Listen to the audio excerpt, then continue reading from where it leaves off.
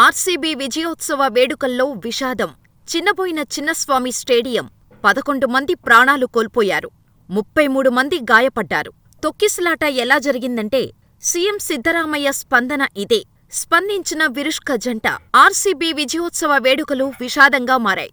Chinnaswamy stadium ఒక్కసారిగా చిన్నబోయింది. IPL trophy గెలుచుకున్న royal Challengers Bengaluru జట్టు చిన్నస్వామి స్టేడియం వద్దకు రావటంతో స్టేడియం గేట్ల వద్ద భారీగా ప్రజలు గుమిగూడారు. 18 ఏళ్ల తర్వాత ఆర్సీబీ ట్రోఫీని గెలుచుకోవటంతో ఆర్సీబీ జట్టును అభినందించటానికి రోడ్ల పొడవునా వేలాది మంది అభిమానులు క్యూ కట్టారు. అభిమానులు ఎక్కువగా ఉండటంతో స్టేడియం గేట్లు తెరవటం కోసం అన్ని ఏర్పాట్లూ చేస్తున్నారు.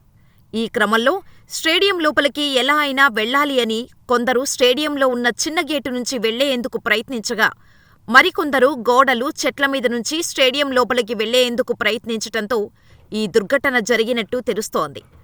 అభిమానులను అదుపు చేసేందుకు పోలీసులు లాఠీచార్జి చేశారు. దీంతో ఒక్కసారిగా తోపులాట చోటు చేసుకుని తీవ్ర విషాదానికి కారణమైంది. దీంతో అక్కడ జరిగిన తొక్కిసలాటలో 11 మంది ప్రాణాలు కోల్పోయారు. మరో 33 మంది గాయపడ్డారు. ఈ విషయాన్ని నేరుగా కర్ణాటక ముఖ్యమంత్రి సిద్ధరామయ్య ప్రకటించారు. సాధారణంగా 1,00,000 మంది ప్రజలు స్టేడియం వద్దకు వస్తారని అంచనా వేశారు. కానీ దాదాపు 2 లక్షల మంది వచ్చారు. దీంతో వారిని కంట్రోల్ చేయటానికి పోలీసులు చాలా ఇబ్బంది పడాల్సి వచ్చింది. అప్పటికే ఆర్సీబీ జట్టు ఒక ప్రత్యేక విమానంలో పాత హెచ్ఏఎల్ విమానాశ్రయానికి చేరుకుంది. కర్ణాటక ఉప ముఖ్యమంత్రి డీకే శివకుమార్ జట్టుకు స్వాగతం పలికారు. తర్వాత వారిని ఊరేగింపుగా హోటల్కు తీసుకెళ్లి తర్వాత విధాన సౌధ వద్ద గవర్నర్ థావర్ చంద్ గెహ్లోట్, ముఖ్యమంత్రి సిద్ధరామయ్య, ఇతర మంత్రులు సన్మానించారు. ఇలా షెడ్యూల్ ప్రకారం ఆర్సీబీ జట్టు బస్సులో ఊరేగింపుగా స్టేడియం వద్దకు వెళ్లాల్సి ఉంది. కానీ వర్షం పడటం, అదే సమయంలో తొక్కిసలాట చోటు చేసుకోవటంతో జట్టును తిరిగి హోటల్కు పంపించేశారు. ఈ ప్రమాదంలో గాయపడిన వారిని సమీపంలోని ఆస్పత్రులకు తరలించి చికిత్స అందిస్తున్నారు. కర్ణాటక ముఖ్యమంత్రి సిద్ధరామయ్య, డిప్యూటీ ముఖ్యమంత్రి డీకే శివకుమార్ ఆస్పత్రికి వెళ్లి బాధితులను పరామర్శించారు.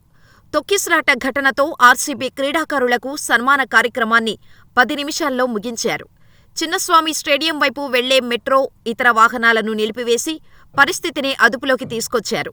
మృతుల కుటుంబాలకు 10 లక్షల రూపాయల చొప్పున పరిహారం, క్షతగాత్రులకు ప్రభుత్వమే ఉచితంగా చికిత్స చేయిస్తుందని ముఖ్యమంత్రి సిద్ధరామయ్య ప్రకటించారు. ఈ దుర్ఘటనపై విరాట్ కోహ్లీ దిగ్భ్రాంతి వ్యక్తం చేశారు. మాటలు రావటం లేదు. తీవ్ర మనోవేదనకు గురయ్యాను. ఈ ఘటన నన్ను తీవ్రంగా కలిచివేసింది అంటూ సోషల్ మీడియాలో విచారం వ్యక్తం చేశాడు. మరోవైపు ఈ ఘటనపై ఆర్సీబీ ఫ్రాంచైజీ స్పందించింది. ఈ తొక్కిసలాటలో మరణించిన వారికి సంతాపం ప్రకటించింది. వారి కుటుంబ సభ్యులకు సానుభూతిని తెలియచేసింది. చిన్నస్వామి స్టేడియం బయట చోటు చేసుకున్న తొక్కిసలాట ఘటన పట్ల మేము తీవ్రంగా కలత చెందాం.